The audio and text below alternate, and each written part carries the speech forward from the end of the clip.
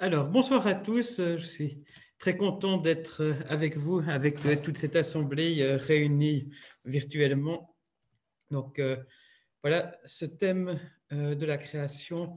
Donc, effectivement, en deux parties. Une première partie qui sera centrée plus sur la Bible et sur la théologie. Une deuxième partie où on abordera plus les aspects scientifiques, avec la question aussi comment est-ce qu'on les met en rapport avec avec ce que la Bible nous dit. Donc, euh, pour poser le principe de ce que ça signifie quand on dit que Dieu est le créateur, ça veut dire que Dieu est à l'origine de tout. C'est que ce qui existe existe parce que Dieu l'a voulu et que sans Dieu, il n'y aurait rien du tout. Euh, et une chose importante qui va avec la doctrine de la création, j'utilise un gros mot théologique, c'est que Dieu est transcendant. C'est-à-dire que Dieu est au-dessus et au-delà de notre monde. Donc, le monde n'est pas une partie de Dieu, le monde n'est pas Dieu. On n'a pas un Dieu qui est sur le même plan que nous. On a Dieu qui est vraiment au-dessus de tout, sur un autre plan.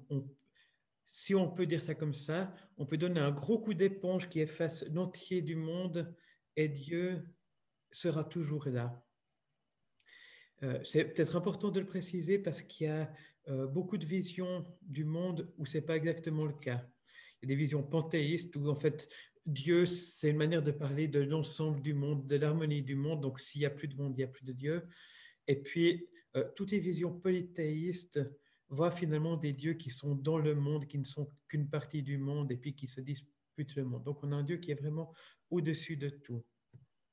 Et en même temps, c'est équilibré par l'idée de l'immanence de Dieu. Autre grand concept théologique, c'est que Dieu, même s'il est au-dessus de tout, est en même temps présent d'une certaine manière. Présent auprès de nous, où que nous soyons, et qu'il n'y a rien dans ce monde où on puisse dire « Ah ben Dieu n'est pas là ». Et la Bible nous dit aussi que le monde créé continue à exister parce que Dieu le maintient. Donc il y a une présence de Dieu, une action continue de Dieu pour que le monde continue à exister tel qu'il est. Euh, la Bible dit aussi, il suffirait que Dieu nous retire le souffle de vie pour que nous disparaissions. Une autre chose importante à dire, c'est que la création, ce n'est pas quelque chose que Dieu était forcé de faire. Ce n'est pas quelque chose que Dieu avait besoin de faire. C'est quelque chose que Dieu a décidé de faire et qu'il aurait aussi bien pu décider de ne pas faire. On entend des fois dire que Dieu avait besoin de nous créer parce que Dieu est un Dieu d'amour. C'est très joli, il y a quelque chose de juste, mais quelque chose d'assez inexact. Vous avez parlé il y a 2 semaines de la Trinité. Parce que Dieu est Trinité, parce que Dieu est Père, Fils et Saint-Esprit, il y a de la relation, il y a de l'amour en lui. Donc Dieu ne se sentait pas seul avant de créer le monde. Par contre, si l'amour entre les êtres humains est d'une certaine manière un reflet de ce qui existe en Dieu, on peut faire une analogie. C'est que quand des êtres humains s'aiment, je pense en particulier au sein d'un couple, eh bien, Dieu a voulu que ça les conduise, quand tout se passe bien, à, euh, à amener à la procréation, à la naissance d'autres êtres. Et de la même manière, on peut on peut en tout cas imaginer que la création, c'est un débordement de l'amour qui est en Dieu. Dieu est tellement rempli d'amour au sein de la Trinité qu'il a voulu le partager avec d'autres êtres, et en particulier avec nous, les êtres humains, des êtres humains libres, des êtres humains responsables, des êtres humains avec une personnalité. Et puis, puisque c'est un acte libre de Dieu, que ça dépend de sa volonté, ça veut dire que si Dieu n'avait pas voulu qu'on existe, on n'existerait pas. Et si Dieu voulait supprimer notre existence, eh bien, il pourrait tout aussi bien la supprimer. Donc, d'une certaine manière, ça nous rappelle aussi que Dieu ne nous doit rien, que nous, que nous dépendons entièrement de la volonté de Dieu, même pour notre souffle et pour notre vie. Un autre aspect important de la création qu'on voit bien dans le récit des origines, c'est que Dieu crée à partir de rien, ou on dit avec un terme latin ex nihilo, c'est-à-dire que euh, avant que Dieu crée, il n'y avait rien dans ce monde, que Dieu n'a pas eu besoin d'utiliser un matériau préexistant, il n'avait qu'à dire une parole et le monde s'est mis à exister. Et quand on regarde notre monde, on constate aussi qu'on a un monde qui est ordonné, qui est un monde qu'il nous est possible de comprendre. Il nous est possible de comprendre, on le résume en disant que le monde est intelligible. Et ce n'est pas une évidence. Le monde pourrait être un chaos où toutes les choses se produisent par hasard, au petit bonheur de la chance, ou bien où Dieu déciderait chaque seconde de ce qui va se passer sans aucune règle, donc où on n'arriverait rien à suivre. Mais Dieu est un Dieu d'ordre, Dieu est un Dieu sage, alors qu'il a créé un monde avec un ordre et des règles. On parlera en seconde partie de la science. D'une certaine manière, la science ne serait pas possible si Dieu n'avait pas créé ce monde avec un ordre, avec des règles répétables. La science travaille en cherchant des régularités, en cherchant des choses qui se répètent, des choses qui suivent des règles dans ce monde. Et Dieu a créé ce monde de telle manière que c'est possible. Si Dieu n'en faisait qu'à sa tête à chaque seconde sans suivre aucune régularité, il n'y aurait pas de science et aucune possibilité d'en avoir. Et au cœur de l'idée de la création, il y a aussi le fait que Dieu crée un monde qui est bon, qu'il y a de la beauté, il y a de l'harmonie dans ce monde. Alors, après, c'est toute une question, pourquoi est-ce que le monde tel qu'on l'observe aujourd'hui est plein de souffrances et de difficultés? La Bible apporte bien sûr des réponses, mais elle va venir dans un autre chapitre. Mais à l'origine, Dieu a créé un monde qui était bon. Ensuite, si on regarde d'un petit peu plus près, et en particulier les textes du début de la Genèse, les 2 premiers chapitres, on voit qu'il n'y a en fait pas un récit de la création, mais 2 récits. Il y a bien sûr le récit qui se passe en 6 jours de création, plus un jour de repos, qui occupe le premier chapitre et un tout petit peu du deuxième. Et puis, oui, et donc dans ce chapitre, le monde est ce qu'il contient à créer jour après jour.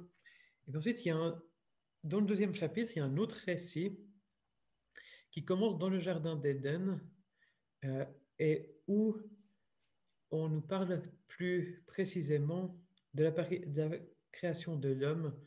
Euh, et il y a certaines choses qui font que on ne peut pas voir juste le deuxième récit comme un petit zoom sur le premier. Euh, Entre autres, dans le premier récit, Dieu crée d'abord les animaux ou le 6e jour, puis ensuite se dit qu'il va aussi créer l'être humain. Tandis que dans le deuxième récit, Dieu façonne l'homme à partir de la poussière du sol et ensuite constate, décide qu'il n'est pas bon que l'homme soit seul, alors façonne les animaux euh, et les présente à l'être humain pour voir si l'être humain y trouve une aide qui lui corresponde. Et ensuite, comme l'être humain n'y trouve pas d'aide qui lui corresponde, Dieu crée la femme à partir d'une côte de l'être humain. C'est-à-dire que dans le premier récit, on a les animaux et ensuite l'homme. Dans le deuxième récit, on a l'homme, puis les animaux, puis la femme. Donc c'est un des indices qui peut nous faire nous demander s'il faut prendre ces récits comme une description jour par jour et minute par minute des choses telles qu'elles se sont produites. Et qui nous pose la question, est-ce qu'il y a plutôt une dimension imagée dans ces récits? Et que ces 2 récits nous montrent chacune des choses importantes, des choses que Dieu veut nous montrer au travers de ces textes, mais que ce que Dieu veut nous montrer est peut-être autre chose qu'une simple question de chronologie. Alors, une des grandes questions d'interprétation ensuite par rapport au récit de la création, c'est comment il faut interpréter les 7 jours du récit de Genèse 1. Vidéo. Il y a, il y a, j'ai mis là trois grandes manières d'interpréter ces jours. Il y en a encore une ou deux autres, mais que je trouve un petit peu secondaire, un peu moins pertinente, donc que je n'ai pas remis ici. Alors, la première manière d'interpréter, c'est la lecture littérale, où on lit vraiment chaque jour comme un jour correspondant à la durée d'une journée telle qu'on la connaît aujourd'hui. Donc, dans cette lecture-là, la création se fait très rapidement et en général, si on choisit d'être littéral sur les 7 jours de la création, on est aussi littéral sur tout le reste. Et donc, on arrive à la conclusion que que la Terre est très jeune. Euh, En général, on cite le chiffre d'environ 6000 ans, selon comment on calcule dans les... euh, voilà, on peut faire des sommes en passant dans les différentes généalogies et puis ce qu'on comprend de la suite de l'histoire. Avec ces calculs, on arrive à environ 6000 ans. Certains iraient jusqu'à 30 000 ou 40 000, mais pas beaucoup au-delà si on prend une lecture vraiment littérale.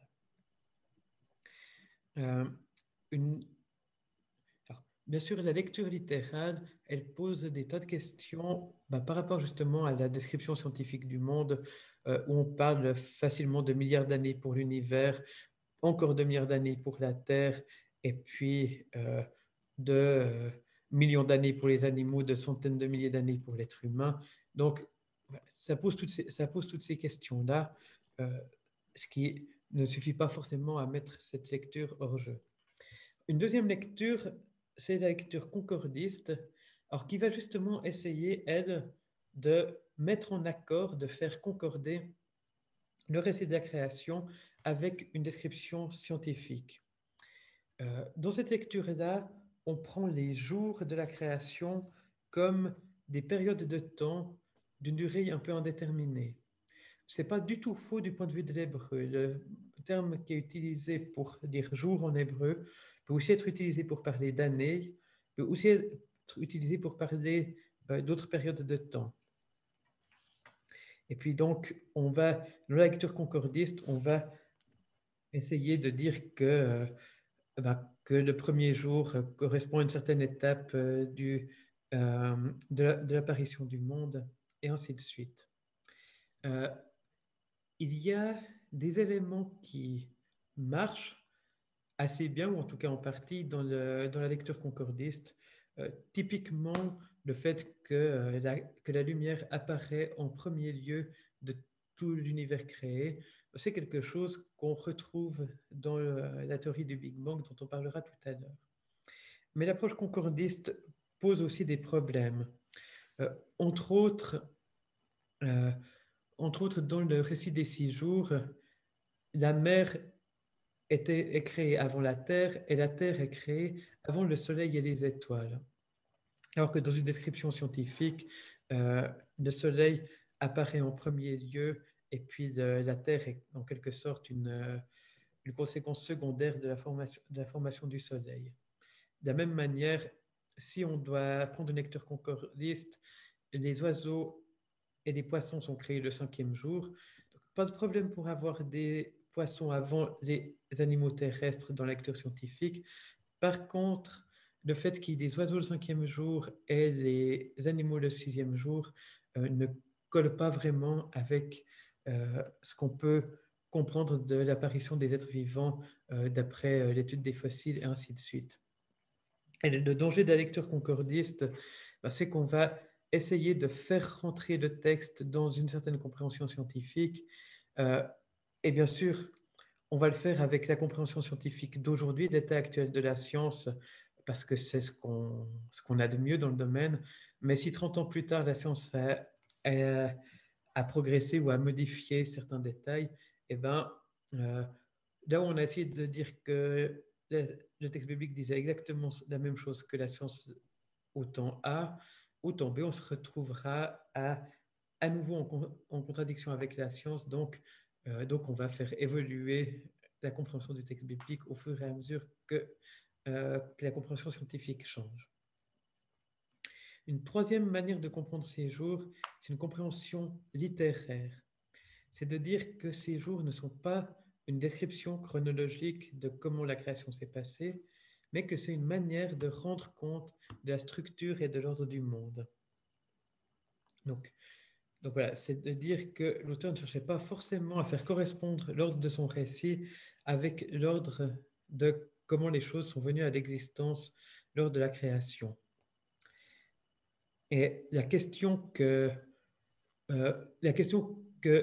l'approche littéraire pose et qui est pertinente, c'est de demander, est-ce que la Genèse est un manuel scientifique? Est-ce que la Genèse est une description de qu'est-ce qui s'est passé quand et comment? Ou est-ce que la Genèse essaye de nous dire autre chose que ce que voudrait nous dire un manuel scientifique? Et, je crois que, et là, on arrive sur un principe important d'interprétation biblique, c'est qu'il faut lire les textes comme l'auteur voulait qu'on les lise. Que ce que l'auteur cherchait à transmettre, si on croit à l'inspiration des Écritures, il faut penser que Dieu cherchait à nous le transmettre aussi. Mais il ne faut pas se tromper et aller chercher dans le texte les informations dont nous avons besoin et penser que c'est forcément de ça que l'auteur cherchait à parler. Si on zoome un petit peu sur l'interprétation littéraire, entre autres dans cette interprétation, on voit une structure dans l'arrangement en 7 jours, avec un premier triptyque, un premier trio de jours qui sont des jours de séparation. Le jour d'un côté, la nuit de l'autre, le ciel d'un côté, la mer de l'autre, la mer d'un côté et la terre de l'autre. Et puis ensuite, un deuxième triptyque, un deuxième trio avec la création des habitants de ces différents espaces. Le jour et la nuit sont concrétisés dans l'existence du soleil, de la lune et des étoiles. Et le ciel et la mer sont le lieu d'habitation des oiseaux et des poissons. Et dans cette lecture-là, pourquoi les oiseaux sont créés le même jour que les poissons? Parce que ça correspond à la séparation du ciel et de la mer et pas forcément à une distinction chronologique.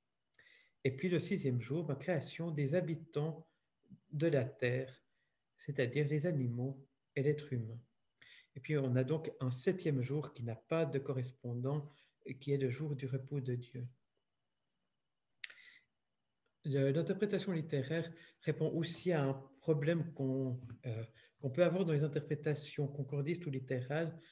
C'est la question, mais comment est-ce qu'on peut avoir un soir et un matin avant la création du soleil? S'il n'y a pas de soleil, qu'est-ce que c'est un soir et un matin? Dans l'interprétation littéraire, comme on n'est pas dans une logique de chronologie, eh ben, c'est une question qui n'a pas vraiment besoin de se poser. Il y a d'autres indices pour voir dans le récit en 7 jours une création littéraire élaborée, entre autres des répétitions de mots et des chiffres symboliques qui se retrouvent. Mais je ne vais pas aller dans les détails là-dedans, vous le retrouverez dans le livre si vous avez besoin de le voir.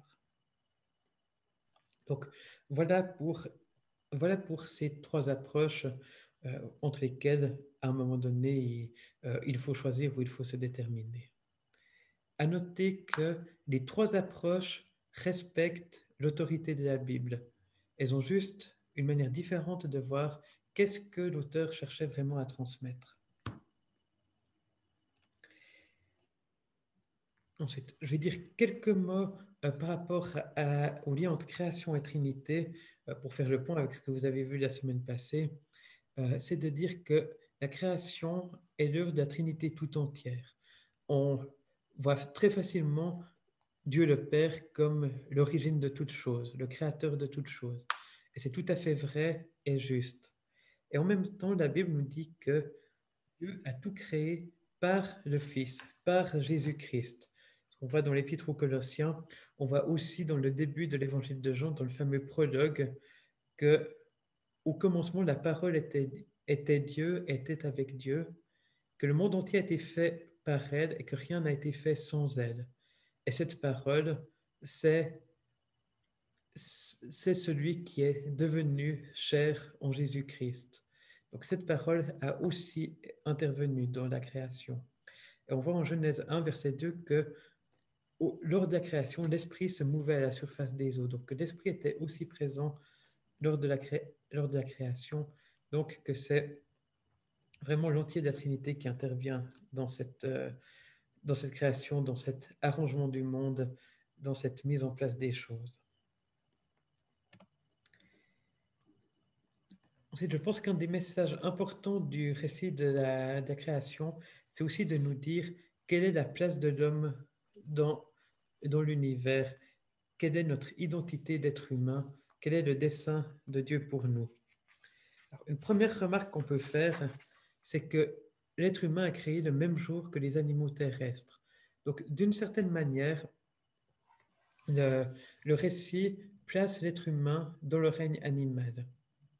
De la même manière, dans le deuxième récit, cette fois, il est dit que après, voilà, après que Dieu ait formé l'être humain à partir de la poussière du sol et qu'il ait soufflé dans ses narines, l'être humain devient un être vivant. Nefesh Haïm, une âme vivante pour ceux qui ont quelques notions d'hébreu.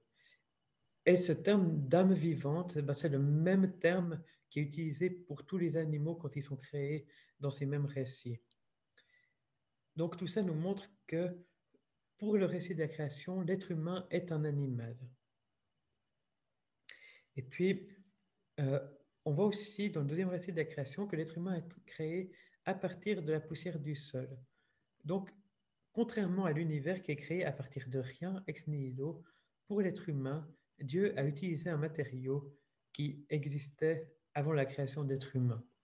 Bien sûr, c'est Dieu qui a créé ce matériau, donc ça ne diminue en rien le fait que Dieu est l'auteur de tout ce que nous sommes, mais quand il a fait l'être humain, il est reparti de quelque chose qu'il avait déjà créé avant. Mais cette âme vivante qu'est l'être humain est un animal, mais plus qu'un animal. Dieu crée l'être humain à son image. Et si on regarde dans les textes du Proche-Orient ancien, qu'est-ce que ça veut dire d'être à l'image de? Eh bien, on voit euh, que c'est des termes qui étaient souvent utilisés pour les représentants d'un roi ou d'un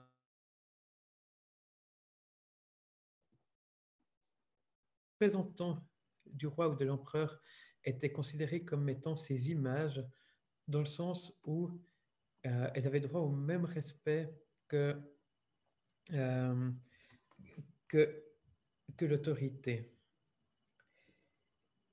Et ça fait donc de l'être humain les représentants de Dieu sur terre. Dieu nous a placés dans ce monde pour qu'on voie quelque chose de qui il est. C'était notre destinée, c'est notre rôle dès l'origine. Voilà. Dire aussi que dans la création, Dieu crée l'être humain, homme et femme, et que homme et femme sont à l'image de Dieu. Donc la distinction entre les sexes n'est pas un accident qui serait arrivé plus tard, et puis que c'est pas euh, un être humain mâle à l'image de Dieu, et puis une femme un petit peu comme accessoire.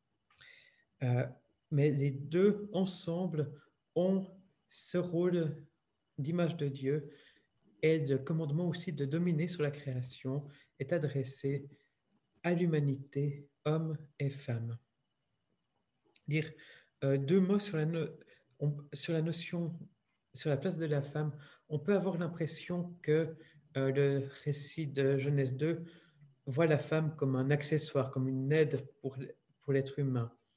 Euh, le texte dit que voilà, l'être humain a besoin d'une aide qui lui corresponde, d'une aide qui lui soit semblable, ou d'une aide qui réponde à son besoin. Mais le terme qui est utilisé pour aide, euh, c'est plus un terme qui veut dire de secours, qui veut dire ce dont on a absolument besoin et sans quoi on ne s'en tire pas, plutôt que la notion d'une assistante de direction. D'ailleurs, le terme qui est utilisé, c'est un terme qui est aussi souvent utilisé pour Dieu quand il vient sauver son peuple.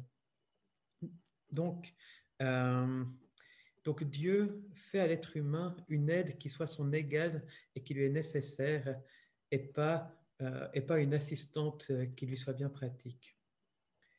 Donc, comme je l'ai déjà dit, dans ce récit, Dieu place l'humanité en situation de responsabilité.